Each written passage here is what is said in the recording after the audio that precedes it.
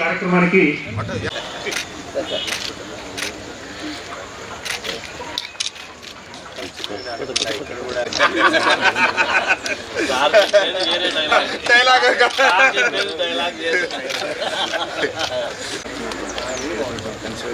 ఇప్పుడు గౌరవ జిల్లా ఇన్ఛార్జ్ మంత్రి అలాగే స్థానిక ఎమ్మెల్యే గారు కృష్ణప్రసాద్ గారికి, అట్లాగే డిఎఫ్ఓ గారికి, నా జిల్లా అధికారులందరికీ, ఇతర నాయకులందరికీ, అట్లాగే ఈ కార్యక్రమానికి విచ్చేసిన ప్రజలందరికీ, ప్రతి ఒక్కరికి విశ్వ పర్యావరణ దినోత్సవ శుభాకాంక్షలు.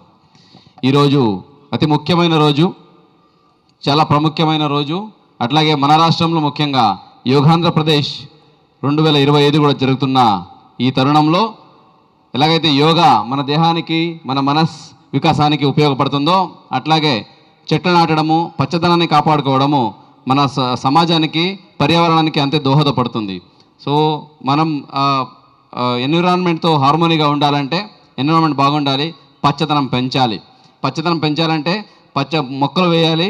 ఇప్పుడు ఈ వరల్డ్ ఎన్విరాన్మెంటల్ డే నేపథ్యంలో మన రాష్ట్రంలో గౌరవ ముఖ్యమంత్రి వర్యులు ఈరోజే దాదాపుగా 1 కోటి మొక్కల్ని రాష్ట్ర వ్యాప్తంగా నాటాలి. ఈ పర్యావరణం దినోత్సవం పురస్కరించుకొని 2 కోట్ల మొక్కలు నాటడంతో పాటు అవి కాపాడుకుంటూ ఏదైతే పచ్చదనం ఉందో దాన్ని 10% పెంచాలనేది. సో 50% అవ్వాలనేది మన గౌరవ ముఖ్యమంత్రి వారి ఆదేశము. మన జిల్లాలో చూసుకుంటే ఇప్పుడు ఇక 11.5% ఉంది సార్ గ్రీనరీ. దీన్ని 33% తీసుకురావాలన్నా కూడా ఇప్పుడు ఫారెస్ట్ పెంచవచ్చు కదా అని చెప్తారు. ఫారెస్ట్ పెంచాలంటే ఏరియా కూడా కావాలి. సో ఫారెస్ట్లో ఏరియా పెంచడానికి అవకాశం లేదు. అయితే ఎక్కడ పెంచుదాం పచ్చదనాన్ని, మొక్కలు ఎక్కడ వేద్దామంటే ప్రతి ఇన్స్టిట్యూషన్స్లో, ప్రతి ఓపెన్ స్పేసెస్లో, రోడ్స్ ఏదైతే ఉన్నాయో అన్ని చోట్ల అవెన్యూ ప్లాంటేషన్ చేసి ప్రతి ఇంటి దగ్గర మొక్కలు వేయాలి. ప్రతి ఇన్స్టిట్యూషన్స్లో, టెంపుల్స్లో, స్కూల్స్లో, గ్రామ పంచాయతీ ఆఫీసెస్లో, ప్రతి ఒక్క ఆఫీసెస్లో ప్రతి దగ్గర మొక్కలు వేసి, ఎక్కడ ఓపెన్ పార్క్ ఉంటే అక్కడంతా మొక్కలు వేసి మనం మినిమం 33% పచ్చదనం వచ్చేలాగా చేసుకోవాలి. దీనికి ఫారెస్ట్ డిపార్ట్మెంట్ వాళ్ళు ఎక్కడికక్కడ నర్సరీలు పెంచి మొక్కలు ముమ్మరంగా ఉన్నాయి. ప్రతి ఒక్క డిపార్ట్మెంట్ సహకారంతో, ఉపాధి హామీ పథకం అయితేనేంటి, పంచాయతీరాజ్ డిపార్ట్మెంట్ అయితేనేంటి, అలాగే డిఆర్డీఏ ద్వారా అయితేనేంటి, ప్రతి ఒక్క డిపార్ట్మెంటు ఫారెస్ట్ వాళ్ళతో, హార్టికల్చర్ వాళ్ళతో, అగ్రికల్చర్ వాళ్ళతో అనుసంధానం తీసుకొని మన జిల్లాలోనే 2.6 లక్షల మొక్కలు నాటాలి. ఈ వచ్చే ఒక వారంలో ఈరోజు నుంచి మొదలుకొని దీనికి ప్రతి ఒక్కరు ముందుకు రావాలి. వేసిన మొక్కల్ని మన పిల్లల్లాగా కాపాడి పోషించి దాన్ని మనము చూసుకోవాలా. మొక్కలు వేసేస్తాం, వదిలేస్తాం, రోడ్డు పక్కన ఉంటే ఆవులు వచ్చి తిని వెళ్ళిపోతుంటాయి, లేదా మేకలు వచ్చి తిని వెళ్ళిపోతుంటాయి. మొక్కలు ఒక మొక్క పోతే మనం మనుషులకి ఏదైనా ప్రాబ్లం అయితే ఎంత బాధపడతామో మొక్కలు కనుక పోతే అంతే బాధపడాలి మనం. ఎందుకంటే ఒక మొక్క మనం పెంచి పోషించి చెట్టు చేస్తే 100లాది మందికి కావాల్సిన ఆక్సిజన్ ఇస్తుంది. ఆ చెట్టులో 100లాది పక్షులు, ప్రాణులు బతుకుతాయి. కాబట్టి ఒక వృక్షో రక్షిత రక్షిత అని చెప్తారు. ఎవరైతే చెట్టుని కాపాడతారో వాళ్ళు కాపాడబడతారు అని. ఎలాగైతే ధర్మో రక్షిత రక్షిత అంటామో ఆ ప్రకారంగా వృక్షం కూడా అంతే ఇంపార్టెంట్. దాన్ని మనమందరం కాపాడాలి. మనం ఎంతవరకు పచ్చదనం ఉంటుందో, ఎంతవరకు మన హరిత ఆంధ్రప్రదేశ్ని సక్సెస్ చేస్తామో అంతవరకు మన ఆరోగ్యం బాగుంటుంది. మీకు అందరికీ తెలిసే ఉందో కరోనా టైంలో ఏం జరిగింది. ఆక్సిజన్ లేకుండా ఎంతోమంది ప్రాణాలు విడిచిపెట్టారు. ఆక్సిజన్ ఎక్కడి నుంచి వస్తుందని చెప్తే మన చుట్టుపక్కల ఉన్న పచ్చదనం నుంచి వస్తుంది. సో ఈ పచ్చదనం కనుక లేదంటే మనం ఎవరు లేము. కాబట్టి ఈ పచ్చదనాన్ని కాపాడుకొని ఈ వరల్డ్ ఎన్విరాన్మెంటల్ డే రోజున మన రాష్ట్రంలో చాలా మంచి సంకల్పం తీసుకొని కోట్లాది మొక్కలు నాటి ముందుకు వెళ్ళాలి. ఆ మొక్కలను కాపాడాలి, మనం పచ్చదనం పెంచాలని ఇచ్చిన సీఎం గారు ఇచ్చిన నినాదంకి తోడ్పడుతూ ఈరోజు మన జిల్లాలో, ఎన్టీఆర్ జిల్లాలో కూడా ఇన్ఛార్జ్ మంత్రివర్యులు, అలాగే ఎమ్మెల్యే గారు, నాయకులందరూ, అధికారులందరూ ఈరోజు ముందుకు వచ్చి ఈ మొక్కలు నాటే కార్యక్రమం ముందుకు తీసుకురావడానికి సహాయం చేస్తున్నందుకు ప్రతి ఒక్కరికి ధన్యవాదాలు తెలియజేసుకుంటూ, ఇది ఒక బిగినింగ్ మాత్రమే. ప్రతిరోజు ఎన్విరాన్మెంట్లో చేయలేము, కానీ ప్రతిరోజు మొక్కలను అయితే నాటొచ్చు, ప్రతి దగ్గర నాటొచ్చు. ఎక్కడైనా ఓపెన్ స్పేస్ ఉందంటే అక్కడ మొక్క ఎందుకు లేదు అని మనం ఆలోచించాలి. అప్పుడు కంపల్సరీగా మన జిల్లాలో మంచి పచ్చదనాన్ని మనం పెంచగలుగుతాము. మన జిల్లాకు కావాల్సిన గ్రీనరీ కవరేజ్ అయితే ఉందో అది 33% తీసుకెళ్ళడానికి మీరందరూ దోహదపడాలని కోరుకుంటూ, ఈ కార్యక్రమంలో ముఖ్యంగా ఈ కార్యక్రమం ముందుకు తీసుకెళ్తున్న ఫారెస్ట్ డిపార్ట్మెంట్కి ప్రత్యేక ధన్యవాదాలు తెలియజేసుకుంటూ ఉంటాను. ఫారెస్ట్ ఎట్లాగంటే మెడిసిన్ లాంటిది. ఆరోగ్యం బాగలేనప్పుడే దాని ఇంపార్టెంట్ తెలుస్తుంది. కానీ మనం బాగున్నప్పుడు కూడా మనం ఎప్పుడు బాగుండాలి, పర్యావరణం బాగుండాలి అని ఫారెస్ట్ డిపార్ట్మెంట్ ఎప్పటికప్పుడు ఎక్కడ మొక్కలు ఎక్కడ కావాలి. ఎందుకంటే మొక్కలు ఈరోజు నాటాలంటే ఇప్పుడు చూసారా మొక్కలు, అది నిన్న మొన్న పెంచినవి కాదు, ఒక సంవత్సరం 2 సంవత్సరం ముందు ప్లాన్ చేస్తే ఈరోజు ఆ మొక్కలు వస్తాయి. సో అంత ప్రేయర్ ప్లాన్ చేసి నర్సరీని ఎస్టాబ్లిష్ చేసి దానికి దాని బాగోగులు చూసుకొని ఈరోజు మనకు మొక్కలు అందజేస్తున్న డిపార్ట్మెంట్కి, ఫారెస్ట్ డిపార్ట్మెంట్కి ధన్యవాదాలు తెలియజేసుకుంటూ ఇదే స్ఫూర్తితో హార్టికల్చర్ డిపార్ట్మెంట్, అగ్రికల్చర్ డిపార్ట్మెంటు, అలాగే అవసరమైతే బయట నర్సరీస్ నుంచి కూడా మొక్కలు కొనుక్కొని మన జిల్లాలో కంపల్సరీగా 2,60,000 మొక్కలు నాటి మనం సీఎం గారికి చూపించాలి. సార్ ఇన్ని మొక్కలు నాటాం మనము, మన జిల్లా కవరేజ్ని గ్రీనరీ కవరేజ్ని 33% తీసుకెళ్ళడానికి ఇదిగోండి ఇట్లాగా ప్రజలతో పాటు, పొలిటీషియన్స్తో పాటు, అధికారులతో పాటు సొసైటీ మొత్తం, సమాజం మొత్తం కృషి చేస్తూ ఉంది అనేసరికి ధన్యవాదాలు తెలియజేయాలి. ఈ సందర్భంగా ఈ కార్యక్రమానికి ఇచ్చేసిన పెద్దలందరికీ, అలాగే డిపార్ట్మెంట్ అధికారులందరికీ, అలాగే ప్రజలందరికీ ధన్యవాదాలు తెలియజేసుకుంటూ మళ్ళీ ఒకసారి మీ అందరికీ యుగాంధ్ర శుభాకాంక్షలు, అలాగే ప్రపంచ పర్యావరణ దినోత్సవ శుభాకాంక్షలు తెలియజేసుకుంటూ సెలవు తీసుకుంటున్నాను. Thank you very much. చేసుకుని ఎన్ఆర్జీఎస్తో పాటు అనుసంధానం చేసి మొత్తం 10 లొకేషన్స్లో, ఇప్పుడు మనం ఉన్నటువంటి ఈ లొకేషన్ 10 సంవత్సరాల కిందట కరెక్ట్గా మన రాష్ట్ర విభజన తర్వాత మొట్టమొదటిసారి ఇక్కడ నగరవనం ఇక్కడ ఇనాగ్రేట్ చేశారు సార్. వారు నాటినటువంటి మొక్కలు కూడా మనకి రైట్ సైడ్ కనిపిస్తున్నాయి సార్. చాలా పెద్దవి అయ్యి 10 సంవత్సరాల కాలంలో. సో మన కళ్ళ ముందే కనిపిస్తుంది కూడా, చాలా బ్యూటిఫుల్గా ఎస్టాబ్లిష్ అయింది సార్ ఈ నగరవనం. సో ఇలాంటి నగరవనాలు, అలాగే పబ్లిక్ జిల్లా ఇన్ఛార్జి మంత్రి సత్యకుమార్ యాదవ్ గారికి, జిల్లా కలెక్టర్ గారికి, అట్లాగే ఆర్డీఓ గారు, పీడీ గారికి, ఈ కార్యక్రమానికి చేసినటువంటి ప్రభుత్వ అధికారులకి, చుట్టుపక్కల గ్రామాల ప్రజలకి, ప్రజాప్రతినిధులకి అందరికీ నా నమస్కారం. ఈరోజు ప్రపంచ పర్యావరణ దినోత్సవం సందర్భంగా మీ అందరికీ మొక్కల యొక్క పెంపకం వల్ల కలిగే ఉపయోగాల ఆవశ్యకత అది తెలియంది కాదు. కానీ ఈ సందర్భాన్ని ఉద్దేశించి మీ అందరికి మరొకసారి చైతన్యపరచాలని కార్యక్రమాన్ని ఏర్పాటు చేయడం జరిగింది. మొక్కలు లేకపోతే, ఆక్సిజన్ లేకపోతే మనం లేము. మనం చూస్తూ ఉన్నాం నా చిన్నతనానికి ఈ రోజుకి వచ్చిన మార్పులు. ఎండాకాలంలో నడి ఎండల్లో, రోహిణి కార్తెలో రోడ్లు పగులుతాయనే రోజుల్లో వర్షాకాలం మొదలైంది, ఇప్పుడేమో ఎండలు. వాతావరణ మార్పులు ఎంత దారుణమైన పరిస్థితికి దారితీస్తున్నాయో రాబోయే తరాలు, మన బిడ్డలు ఇంకెంత అవస్థపడతారో మీరందరూ ఆలోచించండి. ప్రకృతిని కనుక మనం దగ్గరగా తీసుకోకపోతే, ప్రకృతి మనకు దూరం అయితే మన పరిస్థితి ఏంటన్నది మనం ఊహించండి. నా చిన్నతనంలో ఫ్యాన్ కూడా లేకుండా నిద్రపోయేవాళ్ళం.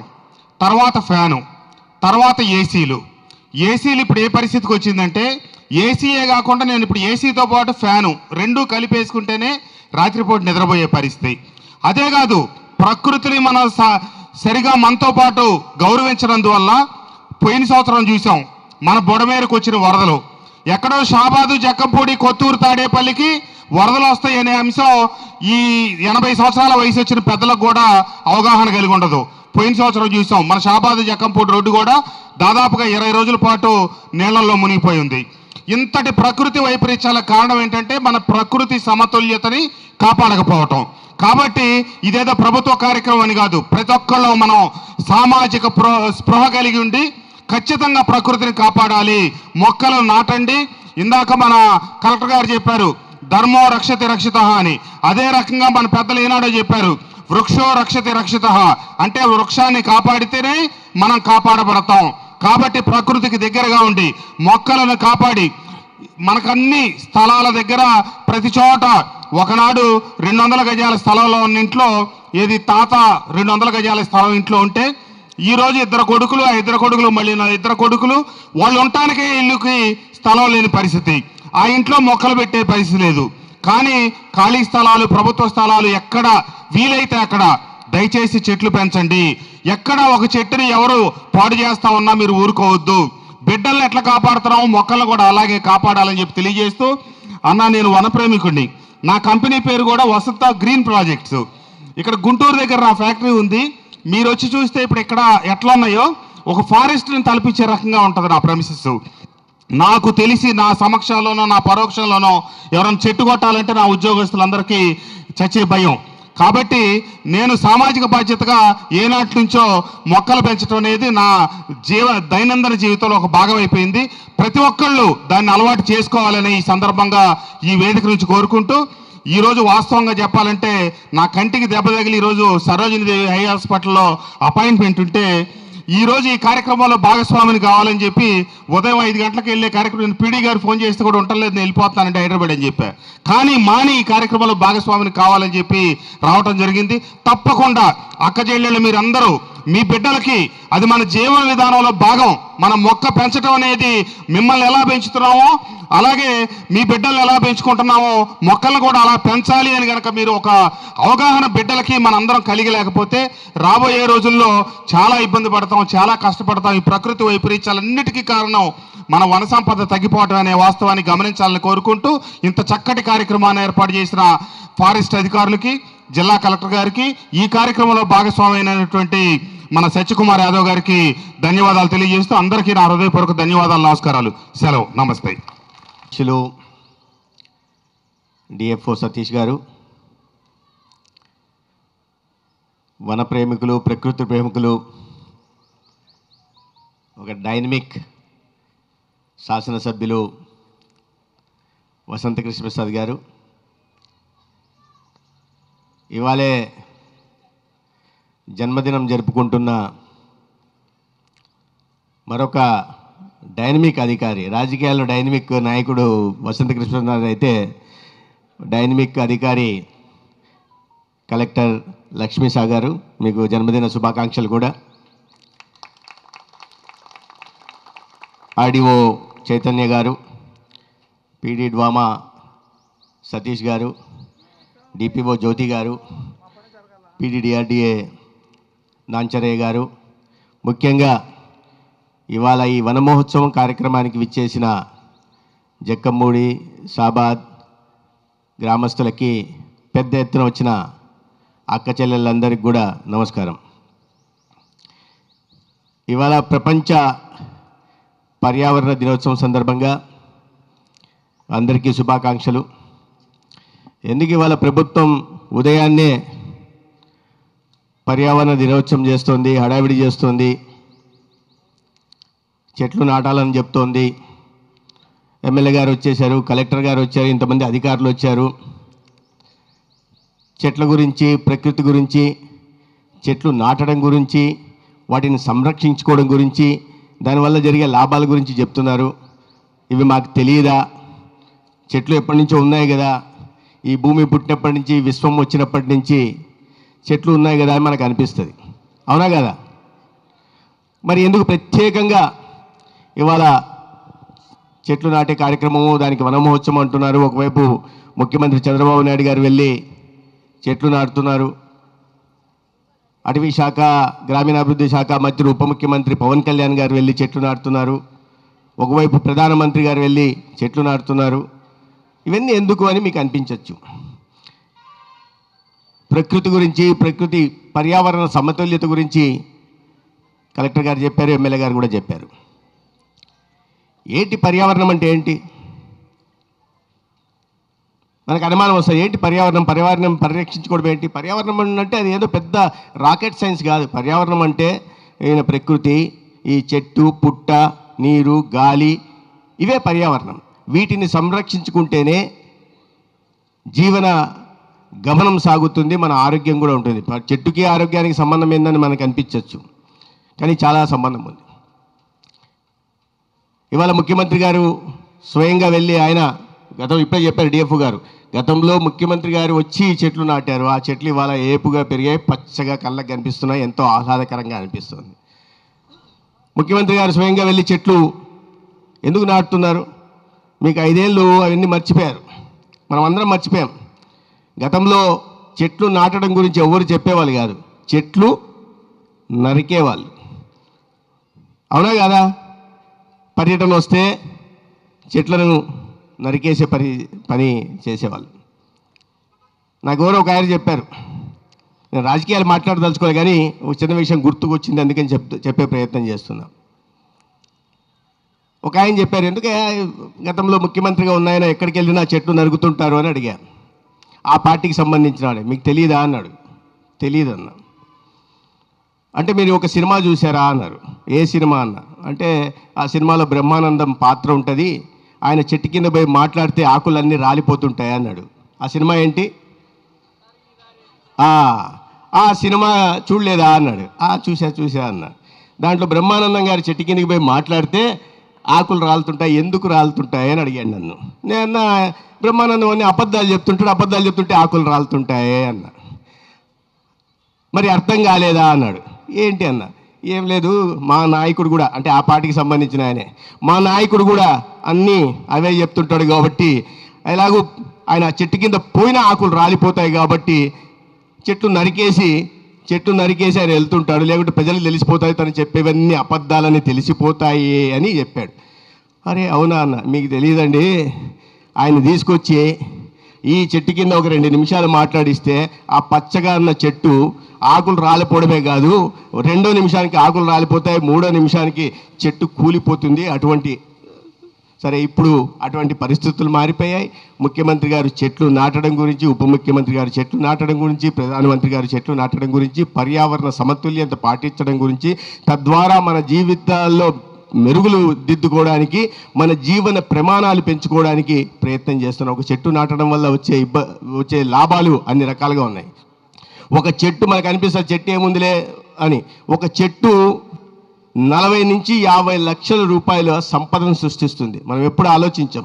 40 నుంచి 50 లక్షల ఆక్సిజన్ మనం అందరం కొనాం. కలెక్టర్ గారు ఇప్పుడే చెప్పారు, ఆక్సిజన్ కరోనా సమయంలో ఆక్సిజన్ కొనాల్సిన అవసరం ఉంటుంది. ఇప్పుడు కూడా మళ్ళీ అక్కడక్కడ కొన్ని కరోనా అది పెద్ద తీవ్రత ఉన్న ఇది కాదు, కానీ ఇప్పుడు కరోనా కొన్ని కేసులు వస్తున్న సందర్భంలో మళ్ళీ మేము ఆరోగ్య శాఖ మంత్రిగా సమీక్ష నిర్వహించి, మా డిఎంహెచ్ఓ ఇక్కడ సుభాషిణి గారు ఉన్నారు, సమీక్ష నిర్వహించి ఎక్కడెక్కడ వాళ్ళకి చెప్పాము అందరికీ, అమ్మ ఆక్సిజన్ ప్లాంట్లు రెడీ చేయండి, బిఎస్ఏ ప్లాంట్లు చేయండి, లిక్విడ్ ఆక్సిజన్ రెడీ చేసి పెట్టండి, వెంటిలేటర్లు. ఇప్పుడు ఇబ్బందిగా వచ్చింది లేదు, ప్రజలకు వచ్చిన ఇబ్బంది ఏం లేదు, ఆ తీవ్రత కూడా ఎక్కువ లేదు. అయినప్పటికీ కూడా ముందు జాగ్రత్త చర్యలుగా ముఖ్యమంత్రి గారు కూడా సమీక్షించారు. ఎక్కడెక్కడ ఆక్సిజన్ అంటే మళ్ళీ ఆక్సిజన్ కొనే పరిస్థితి ఉంది, కొంటున్నామా? అటువంటిది ఒక చెట్టు తన జీవిత కాలంలో 50 నుంచి 100 సంవత్సరాల్లో 10 లక్షల విలువైన ఆక్సిజన్ని పుట్టిస్తుంది.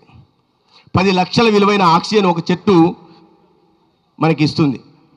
మనకు తెలియదు, మన చుట్టూ మనం ఉండం, గాలిలో మనం ఎందుకు అనారోగ్యం బారిన ఎక్కువ పడుతున్నాం? నీరు కలుషితం కావడం వల్ల, వాతావరణం కలుషితం కావడం వల్ల, ఆ విషవాయువులు పీల్చుకోవడం వల్ల, రకరకాల కారణంగా ఇవాళ శ్వాస సంబంధిత రోగాలు వస్తున్నాయి.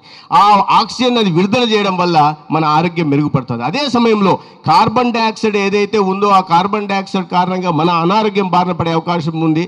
ఆ కార్బన్ డైఆక్సైడ్ కూడా చెట్టు తీసుకుంటుంది. దాని విలువ ఆ శుద్ధి, వాతావరణాన్ని గాలిని శుద్ధి చేయడానికి మనం ఖర్చు పెట్టాల్సి వస్తే 7 లక్షల రూపాయల దాకా ఖర్చు అవుతుంది. ఇదన్నీ కాకుండా చెట్టు నీడనిస్తుంది, ఆహ్లాదాన్ని ఇస్తుంది, 2 నుంచి 4 సెంటీగ్రేడ్ల ఉష్ణోగ్రతను తగ్గిస్తుంది. ఎమ్మెల్యే గారు చెప్పారు ఇప్పుడు, గతంలో నిజంగా వాస్తవమే, ఆయన చెప్తుంటే నేను కూడా ఆలోచిస్తున్నాను. ఎమ్మెల్యే గారు చెప్తుంటే నిజం, చిన్నప్పుడు మా ఇంట్లో ఫ్యాన్ లేదు కానీ పగటిపూట పడుకునే వాళ్ళం, రాత్రిపూట పగులుకునే వాళ్ళం. ఇవాళ ఏసీ లేకుండా ఇంట్లో ఉండలేని పరిస్థితి. అది పగలైనా రాత్రైనా 24 గంటలు ఏసీ ఆడే పరిస్థితి. ఇవన్నిటికి కారణం ఏంటంటే ఆ పర్యావరణం సమతుల్యత దెబ్బతినింది కాబట్టి దాని కారణంగా ఇటువంటి విపరీత పరిస్థితులు నెలకొంటున్నాయి, ఉష్ణోగ్రతలు పెరుగుతున్నాయి, అకాల వర్షాలు వస్తున్నాయి, తద్వారా మన పంటలకు నష్టం వస్తుంది, ఇతరత్ర వరదలు వస్తున్నాయి, రకరకాల ఇబ్బందులు దాని కారణంగా వస్తున్నాయి. కాబట్టి ఈ వాతావరణ సమతుల్యతని, పర్యావరణ సమతుల్యతని కాపాడుకోవాల్సిన బాధ్యత మన అందరిపైన ఉంది. కాబట్టి ఆ అవగాహన కలిగించడం కోసం, తద్వారా పర్యావరణ సమతుల్యతను కాపాడి ఈ ప్రపంచాన్ని, ఈ భూమిని, ధర్తిని, మన కుటుంబాన్ని పాటించడం మనం చేసుకోవడం గురించి చూడాలి. ఎందుకు వీళ్ళు మరి ముఖ్యమంత్రి గారు వీళ్ళంతా చెట్లు నాటాలి, వాళ్ళకి లాభం ఉందా? ఎమ్మెల్యే గారు ఇవాళ నేను నా కంపెనీ పేరు అది పెట్టుకున్నా అన్నారు, తను ఉన్న చోట చెట్లు పెంచుతున్నా అంటున్నారు. కలెక్టర్ గారు వచ్చి ఇవాళ ఇంత సమయాన్ని, ఉదయాన్నే మీరందరూ కూడా వచ్చారు, ఉదయాన్నే ఇతర పనులన్నీ మానుకొని దీనికి ఇంత ప్రాముఖ్యత ఎందుకు ఇస్తున్నాం? ఎందుకంటే చెట్లు అనేది, వాతావరణం అనేది అంత జీవనంలో అంత ముఖ్యమైనది కాబట్టి దాని గురించి ఆలోచిస్తాం. ఇవాళ ముఖ్యమంత్రి గారు కూడా స్వయంగా పాల్గొంటున్నారు. ప్రధానమంత్రి గారు అయితే దీని ప్రాముఖ్యతను చెప్పడం కోసం చాలా చిన్న పదం వాడారు ఆయన. ఏక్ పేడ్ మాకే నామ్ అన్నారు. ఏక్ పేడ్ అంటే చెట్టు, మా అంటే అమ్మ, మాకే నామ్. ఒక చెట్టు, అమ్మ పేరుతో ఒక చెట్టు నాటండి అని ఈ దేశంలో ప్రజలందరికీ ఆయన పిలిపించారు. చూడండి ఎంత పవిత్రమైన అమ్మ చెట్టుని అమ్మతో పోల్చాడు. ఒక చెట్టు, ఎందుకంటే మామూలుగా మనం సంరక్షించడం, చెట్టు నాటిని పట్టించుకోం, అది మేక తినిందా, పశువులు తినిందా, లేదా చచ్చిందా, వట్టిందా లేదా మనం చూడం.